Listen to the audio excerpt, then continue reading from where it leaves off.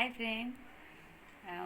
आज मु पुणी आसीगली मो रूपाली आपन से दिन देखी आलू बेसन तरकारी। आज गोटे बहुत बढ़िया जिनस देखेबी से स्वास्थ्य बहुत भल। आपण मैंने समस्ते जानते लिंब पत्र आम मन केते भल। बर्तमान कोरोना टाइम रे जेते आमे देसी जिनिस खाइबा सेते आम भल।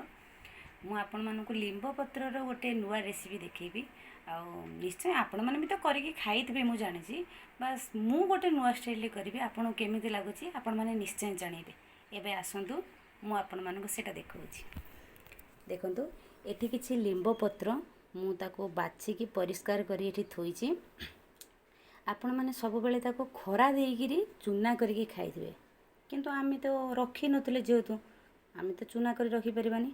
वर्तमान मु ताको आनी किछि परिष्कार करिकिरी धोई देइथिली, ताको छाणी देइथिली, ता पानी छाड़ी जाइछि। वर्तमान मु ताको एठी रखिछि। रखिके आमे कोन करबा ना गैस टा लगेइकिरी कढ़ई बसी कढ़ईटा गरम कर दबा। अच्छा, वर्तमान कढ़ई भी गरम हिंके अछि। मु गैस लगे अलरेडी ताको कमई देइथिली।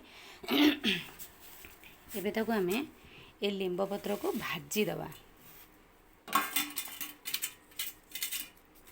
किछि समय पई लिंब पत्रटा भजा हबो। लिंब पत्र भजा बसई दे एटा मु किछि रसुण नैछि ताको आमे छेचिकी रखी दबा। देखंतु एबे रसुणटा हमर छेचा हो जाइछि। आपण चाहिले आधरे कंचा लंका भी छेचा दे परिवे। जेहेतु मु सुखिला लंका रखिछि दवा पई मु आधरे कंचा लंका छेचा देनी। आपण माने आधरे कंचा लंका ऐड करि परिवे। देखंतु आस्ते आस्ते हम लिंब पत्र भाजी आइसलानी। बास एमती कलर टिके टिके हो जिवो। आपण ताको भाजी पकदेबे। एबे देखंतु लिंब पत्र भजा हो गलानी। एथर आमे याको गोटे थाली धियो को काढी दबा। एबे आमे पत्र लिंब पत्र को काढी देइछि। 2 चम्मच तेल देइछि।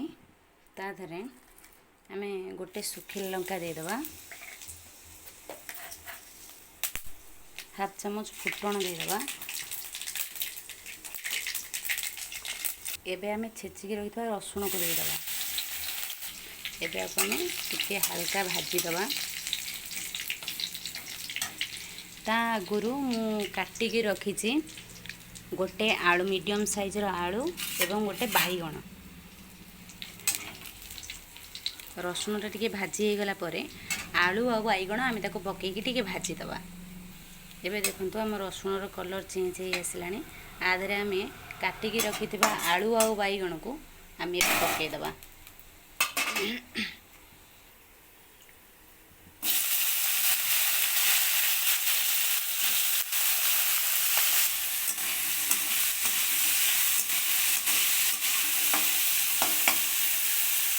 एबे आमे तारे स्वाद अनुसार हल्का लूण टिके दबा।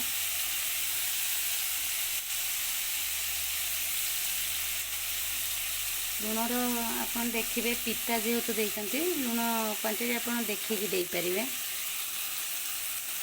एबे आमे ताकू से भाजी देइछे टिके किछि समय ताकू घोड़े दबा। ताकू सिझिया पई किछि टाइम दे दबा।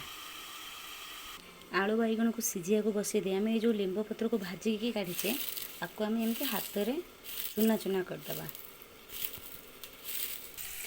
जेहेतु मु भजारा घोड़े देइथिली प्राय तो आलू एरिका सिझी गलानी। बाईगण तो कड़ाई पड़ला माने सिझी जाए। आलू एरिका सिझी जाइछि। आपको आउ टिके पोटपोड़ कर दबा। पोटपोड़ कर देले एटा टिके अलगा टेस्ट लागिवो। देखंतु एते लिंब पत्र थिला मु ताकू भाजी की चुना कर साला परे से मात्र एतिकी हो जाइछि।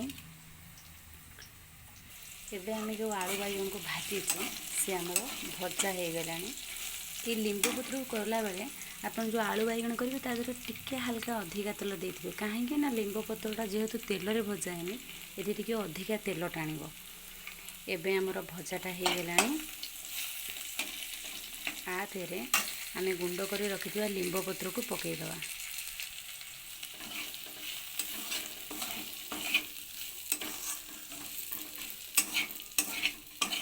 कम लिंब पत्र एवं कम पिता करिए कहीं ना ये जेहेतु अधिक पिता लगे आपको तो अधिक खाई हेबनी।